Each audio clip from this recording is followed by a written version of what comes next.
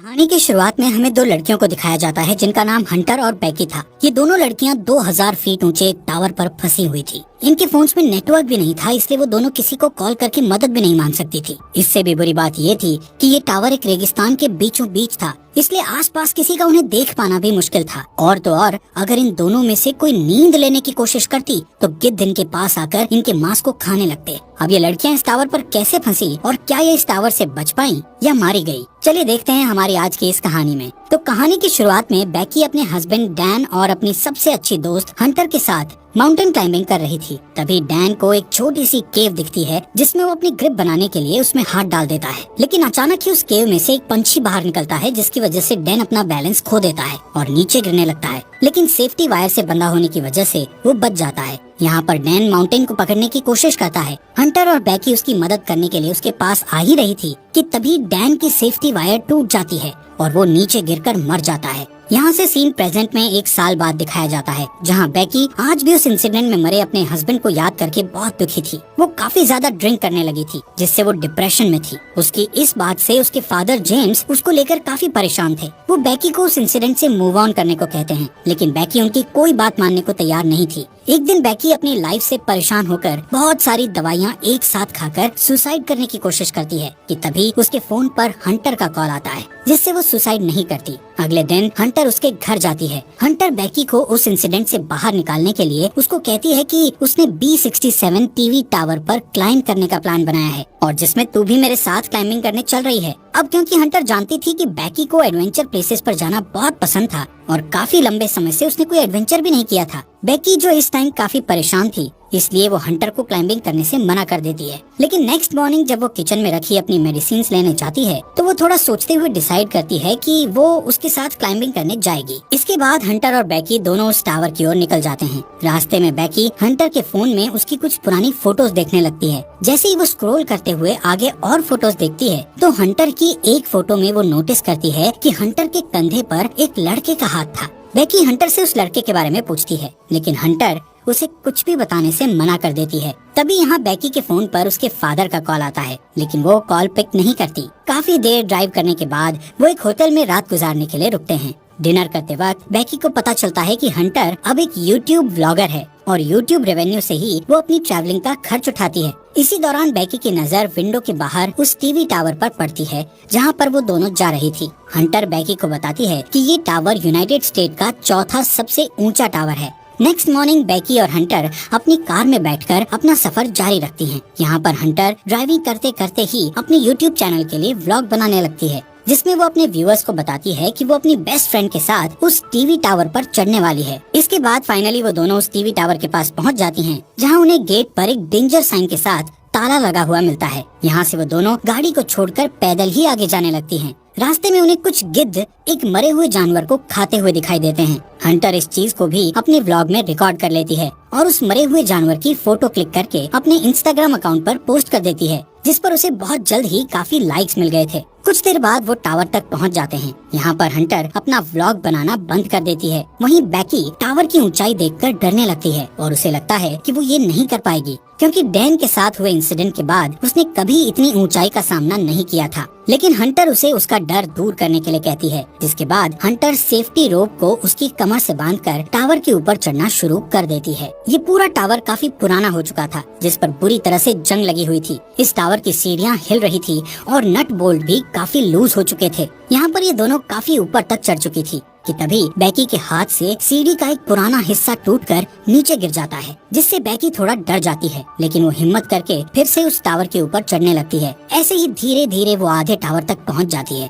यानी 1000 फीट ऊपर, जहाँ से शहर काफी छोटा दिखाई दे रहा था। ये दोनों यहाँ पर कुछ देर आराम करती हैं और पानी पीने के बाद फिर से क्लाइंबिंग करने लगती हैं। थोड़ी देर बाद वो 1800 फीट ऊपर पहुँच चुकी थी और अब उन्हें सिर्फ 200 फीट ही ऊपर चढ़ना था। बैकी इतना ऊपर चढ़कर काफी डरने लगती है, क्योंकि वहाँ हवा बहुत तेज चल रही थी और सीढ़ियाँ भी काफी पुरानी होने की वजह से हिल रही थी। वो हंटर से कहती है कि अब उन्हें वापस नीचे जाना चाहिए, लेकिन हंटर उसे बोलती है कि अब इतनी ऊपर आकर उन्हें हार नहीं माननी चाहिए। जिसके बाद वो वापस से ऊपर चढ़ने लगती हैं। यहाँ से टावर के ऊपर चढ़ने का रास्ता काफी खतरनाक था। रास्ते में लगी कुछ डिस्क को हंटर ने काफी आसानी से पार कर लिया था और अब वो बेकी को भी उन्हें पार करने में मदद कर रही थी। अब जैसे जैसे वो ऊंचाई पर जा रही थी वैसे वैसे हवा का प्रेशर भी बढ़ता चला जा रहा था, जिससे बेकी और ज्यादा डर रही थी। इसी बीच सीढ़ी के पुराने नट बोल्ट एक एक करके अपने आप निकलने लगते हैं, लेकिन इस बात से अनजान वो दोनों ऊपर चढ़ना जारी रखती हैं और फाइनली वो दोनों टावर के टॉप पर पहुंच जाती हैं,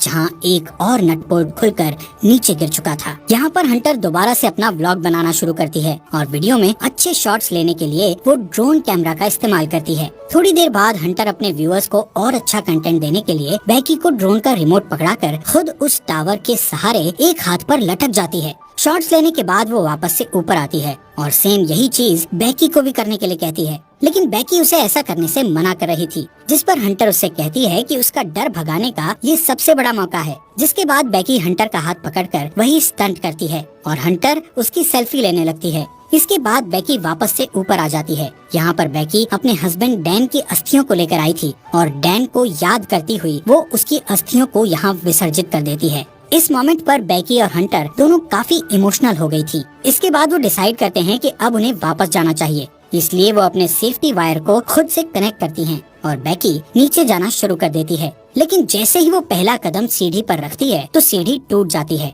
और वो सीढ़ी के साथ साथ नीचे गिरने लगती है, लेकिन हंटर किसी तरह उसे पकड़कर वापस ऊपर खींच लेती है। यहाँ पर बेकी मौत के मुंह से बचकर आई थी, जिससे वो जोर जोर से डर के मारे रोने लगती है और अचानक दोनों हंसती हैं। नीचे देखने पर उन्हें पता चलता है कि अब उनके नीचे उतरने के लिए कोई सीढ़ी ही नहीं है। वो दोनों अपने अपने फोन को चेक करती है, लेकिन उनके फोन में कोई नेटवर्क नहीं था और उनका बैग भी नीचे टावर डिस्क पर गिर चुका था, जिसमें उनके खाने पीने का सामान था। यहाँ ऊपर टावर पर उन्हें एक इमरजेंसी बॉक्स दिखता है, जिसे खोलने पर उन्हें एक दूरबीन और एक फ्लेयर गन मिलती है, लेकिन ये दोनों चीजें उनके किसी काम की नहीं थी। ये सब देखकर बेकी हंटर पर भड़क जाती है। हंटर उसे ये कहते हुए शांत करने की कोशिश करती है कि हो सकता है सीढ़ियों के नीचे गिरने की आवाज सुनकर कोई उनकी मदद करने आए और इसलिए अब हम दोनों को बस थोड़ी देर इंतजार करना होगा जब तक कि कोई आ नहीं जाता। तभी हंटर नोटिस करती है कि पिछली बार सीढ़ियों के गिरने की वजह से बेकी के पैर पर चोट लगी थी और अब उस चोट से ब्लड बाहर आ रहा था। यहाँ पर हंटर बेकी की चोट पर अपनी शर्ट बांध देती है।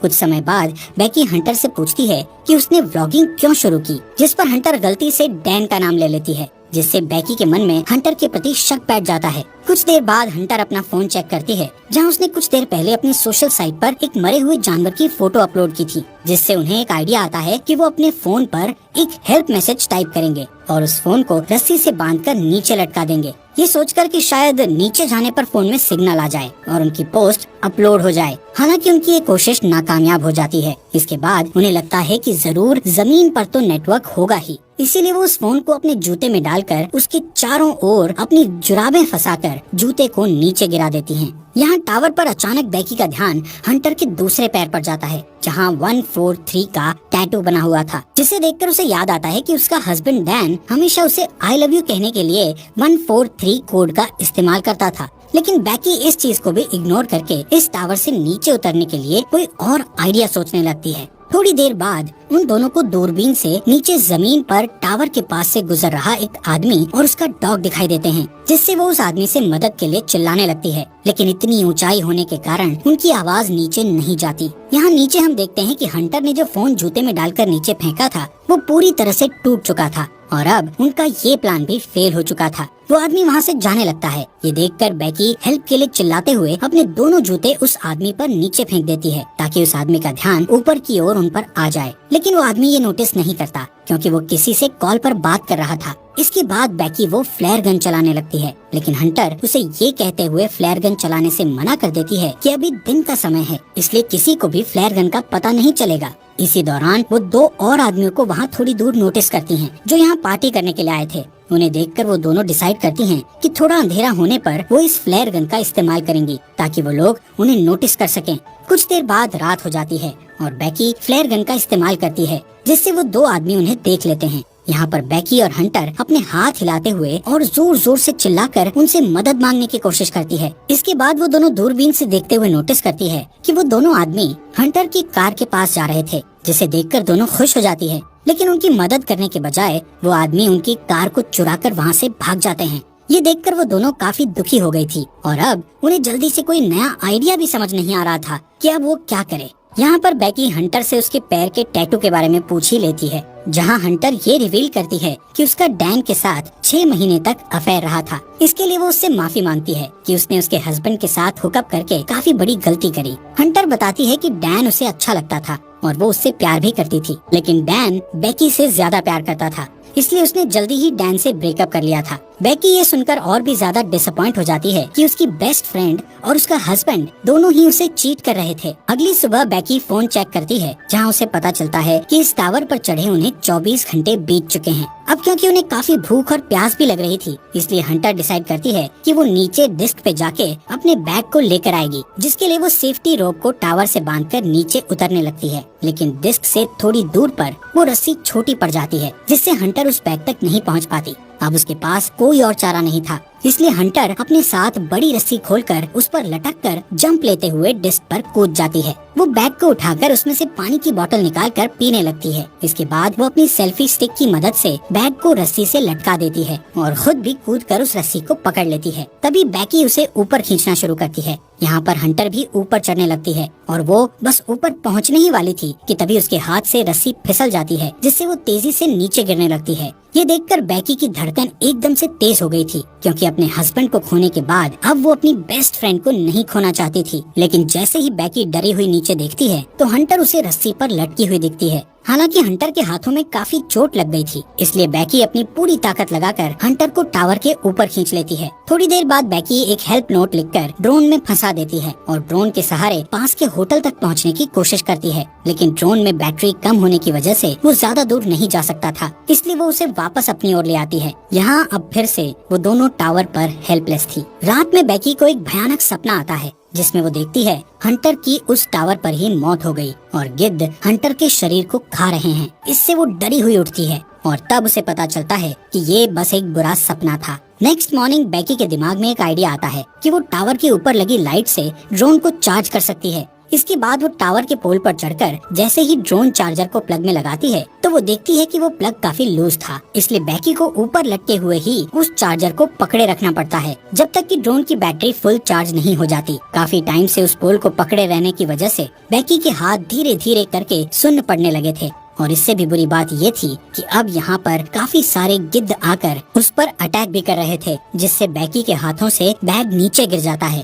थोड़ी देर बाद वो ड्रोन की बैटरी फुल चार्ज हो जाती है, जिससे बेकी नीचे आ जाती है। इसके बाद वो ड्रोन को होटल तक पहुँचाने की कोशिश करती है, लेकिन जब वो ड्रोन होटल तक पहुँचने ही वाला था तो उसकी टक्कर एक ट्रक से हो जाती है, जिससे वो बिल्कुल टूट गया था और उनको ड्रोन कैमरा से भी कुछ दिखाई नहीं दे रहा था। ये देखकर वो दोनों और भी ज्यादा डर गई थी, क्योंकि अब उनके पास बचने का कोई भी ऑप्शन नहीं था। वो थकी हारी उस टावर पर हार मानकर बैठ जाती है। शाम के समय वहाँ तूफान बनने लगे थे, जिससे उनका जिंदा रहना और भी मुश्किल हो गया था। यहाँ पर बेकी को बहुत तेज नींद भी आ रही थी, इसलिए वो वहीं सोने लगती है, लेकिन हंटर उसको सोने से मना करती है, क्योंकि उनके सोते ही गिद्ध फिर से उन पर हमला करने लगते। बेकी हंटर से उसका दूसरा जूता भी मांगती है, ताकि इस बार वो उसमें अपना फोन डालकर नीचे फेंक सके। हंटर उससे कहती है कि मेरा जूता तो नीचे डिस्क पर ही गिरा हुआ है। यहाँ से कहानी में एक बड़ा ट्विस्ट आता है और हमें पता चलता है कि जब हंटर नीचे डिस्क पर कूदी थी तो उसी टाइम डिस्क पर गिरने से उसकी मौत हो गई थी और उसके बाद से बेकी अकेले ही सरवाइव कर रही थी। बेकी को हेलुसिनेशन होने लगे थे, जिसमें वो हंटर की प्रेजेंस को इमेजिन कर रही थी। रात में बेकी तूफान में सरवाइव करने के बाद अपने फादर के लिए एक वीडियो मैसेज रिकॉर्ड करती है, जिसमें वो बताती है कि वो वापस घर आना चाहती है। वहीं दूसरी ओर उसके फादर जेम्स भी उसको लेकर बहुत परेशान थे। अगले दिन जब बेकी इस टावर पर सोई हुई थी तब एक गिद्ध आकर बेकी की चोट पर से उसका मांस खाने लगता है, लेकिन अब क्योंकि बेकी को काफी भूख लग रही थी, इसलिए वो उस गिद्ध को जोर से पकड़कर टावर के मेटल से उसे जान से मारकर खाने लगती है, जिससे उसमें थोड़ी जान आती है और वो रस्सी के सहारे नीचे डिस्क पर उतरती है, जहाँ हंटर की डेड बॉडी पड़ी थी। इसके बाद वो अपने डैड जेम्स को मैसेज करती है कि वो इस टावर पर फंसी हुई है और अपने फोन को हंटर के जूते में डाल देती है, लेकिन इस बार वो उस जूते को हंटर की डेड बॉडी में घुसाकर उसकी डेड बॉडी को नीचे फेंक देती है। इसके बाद रात में उसके फादर जेम्स को बेकी का मैसेज मिलता है और वो जल्दी से पुलिस को कॉल करके वहाँ टावर तक पहुँचता है। अब जैसे ही वो उस टावर तक पहुँचता है तो देखता है कि पुलिस एक डेड बॉडी को कवर कर रही थी। ये देखकर उसे लगता है कि ये उसकी बेटी बैकी की डेड बॉडी है जो जिंदा नहीं बच पाई। तभी उसे अपनी बेटी पुलिस की कार के पास दिखाई देती है, जिसके बाद वो दोनों एक दूसरे को गले लगाते हैं और इसी के साथ ये अमेजिंग मूवी यहीं पर खत्म हो जाती है।